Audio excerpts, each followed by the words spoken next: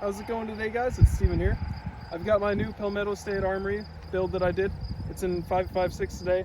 I think the first few rounds though are 2.23, the rest of it is 5.56. We're just gonna have some fun with it.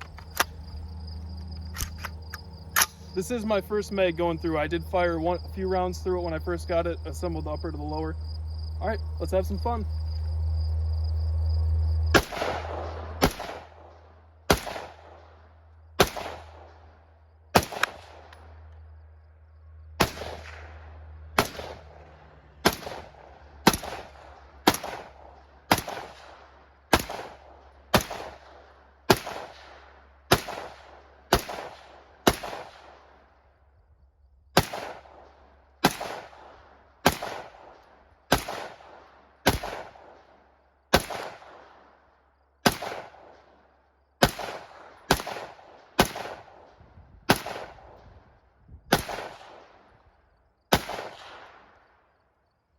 Very fun.